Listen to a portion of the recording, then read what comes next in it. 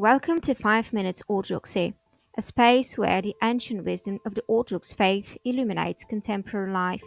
Today's reflection explores one of the deepest truths of Orthodox tradition: how God selects ordinary people and transforms them into vessels of His transcendent grace. Imagine a clay vessel, fragile, imperfect, yet capable of holding the living water of God's love. This is the image that Apostle Paul employs when he writes, "But we have this treasure in earthen vessels, that the excellence of the power may be of God, not of us." Who are God's chosen ones? They are not kings and philosophers, nor the learned and mighty by worldly standards. Rather, the Lord selects the humble, the meek, those who recognize their spiritual poverty. Saint John Chrysostom, that great church father, whose words flow like honey, teaches that God does not regard external splendor, but the purity of the heart. He proclaims, "It is not necessary to be rich, not necessary to be learned, not necessary to be noble. It is sufficient to possess humility and love." Consider the Samaritan woman at the well, a woman of questionable moral standing, yet through her encounter with Christ she became a vessel of transformation, bringing the gospel to her entire community. Or consider Saint Basil the Great, learned and educated, yet he renounced worldly life to serve God with his entire being. These are the vessels of divine grace, not because they are perfect, but because they are open, because they are willing to empty themselves of self-love and pride to be filled with the divine presence. What qualities does the Lord seek in these vessels? Allow us to examine three fundamental virtues that the Church Fathers continually emphasize. First, humility. Saint John of the Lather, author of the Ladder of Divine Ascent, writes that humility is the foundation of all virtues.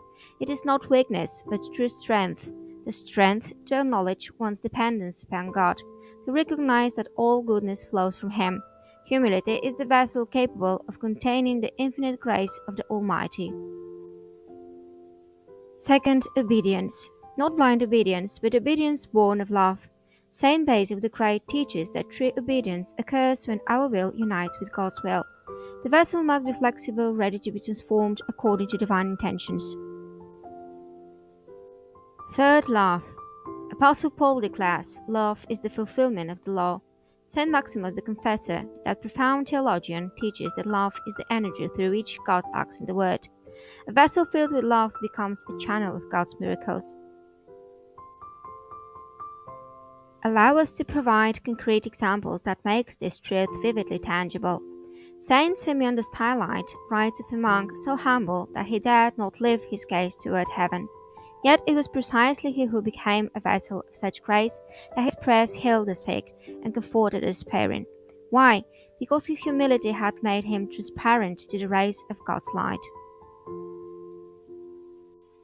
Or consider the teachings of the Desert Fathers, who demonstrate that those who withdrew from the world to seek God in solitude became fountains of spiritual wisdom.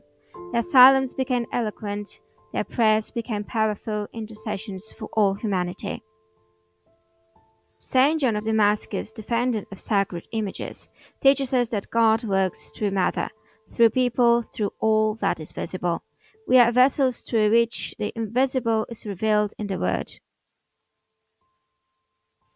Dear listeners, each person is called to become a vessel of divine grace. One need not to be a saint to begin this journey. One need only possess the humility to acknowledge dependence upon God, the obedience to follow His voice, and love to serve one's neighbor. Saint Basil the Great says, "If you wish to be a vessel of divine grace, first empty yourself of self-love, then fill yourself with prayer, and then the Lord will use you for His miracles."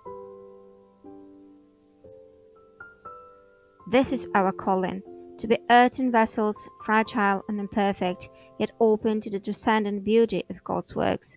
Thank you for joining us in this 5 minutes. May God bless you all.